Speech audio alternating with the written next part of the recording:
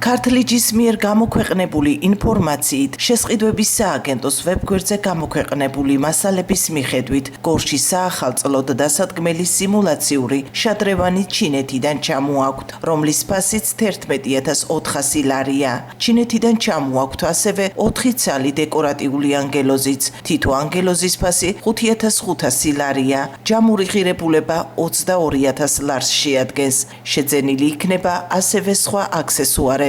გორის მერია საახალწლო აქსესუარებს კომპანია დანდისგან ყიდულობს. წარმოდგენილი ნიმუშების მიხედვით საახალწლო დეკორაციები შეძენილია ჩინურ კომპანიაში.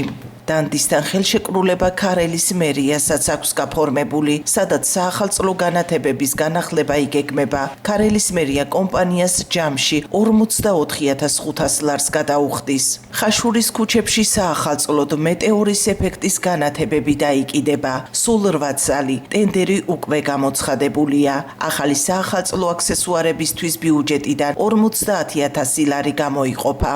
შიდა ქართლის 3 მუნიციპალიტეტი გორი, ხაშური და ქარელი, ანუ ამ მუნიციპალიტეტებმა საახალწლო აქსესუარებისთვის საკმაოდ დიდი თანხები გადაიხადეს. კონკრეტულად ხაშურის მერიამ საახალწლო აქსესუარებში დახარჯა 50,000 ლარი, ქარელის მერიამ დახარჯა 44,500 ლარი და გორის მერიამ 22,000 ლარი.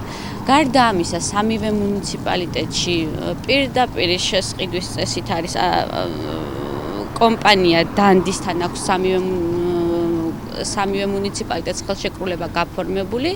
ხელშეკრულებაში მითითებულია, რომ ამ კომპანიამ აუქციონის გარეშე მიიღო მონაწილეობა, გამოაცხადეს გამარჯვებულად და პირდაპირ დაიბარეს ხელშეკრულების გასაფორმებლად. გარდა ამისა, ამ კომპანიას კიდევ დაახლოებით 10 მუნიციპალიტეტთან აქვს იდენტური ხელშეკრულება დადებული, რისი საერთო ღირებულებაც დაახლოებით 1,300,000 ლარს აღწევს.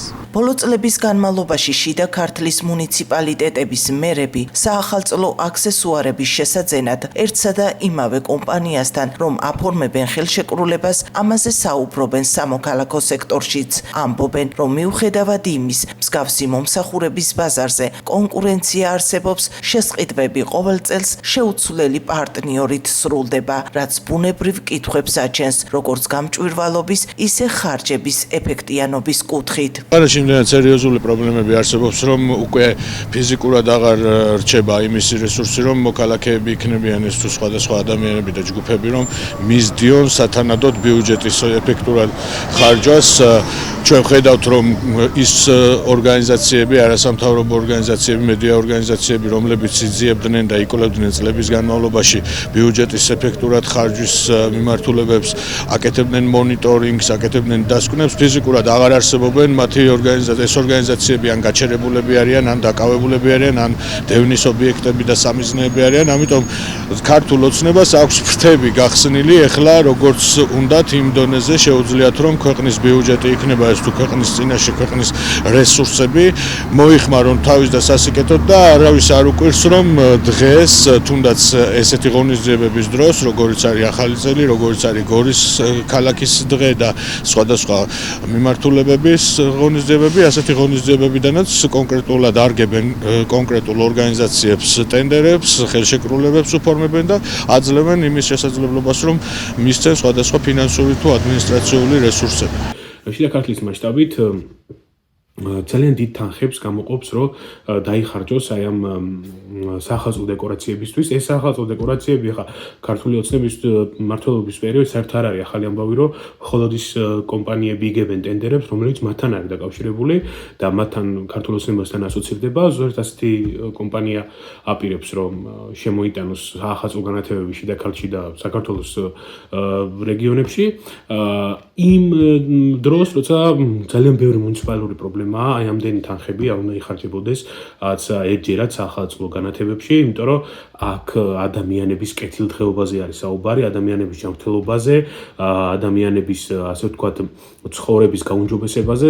სამწუხაროდ ქართული ოცნება არ ზრუნავს საკუთარ მოსახლეობაზე და მხოლოდ მასთან დაკავშირებულ კომპანიებზე და მასთან დაკავშირებულ ადამიანების ასე ვთქვათ კარგ ცხოვრებაზე ზრუნავს, რომელიც ხოლოდ მას სჭირდება და საზოგადო აზრი, რა თქმა უნდა, მისთვის არ არის ასე ვთქვათ მნიშვნელოვანი. შესყიდვების სააგენტოს მონაცემებით საქართველოს 10-ზე მეტი მუნიციპალიტეტი წელს დანდისთან აფორმებს ხელშეკრულებებს. ჯამური ღირებულება 1.300.000 ლარს აღწევს. კომპანია მუნიციპალიტეტებს ძირითადად ჩინეთიდან ჩამოტანილ საახალწლო დეკორაციებს თავაზობს.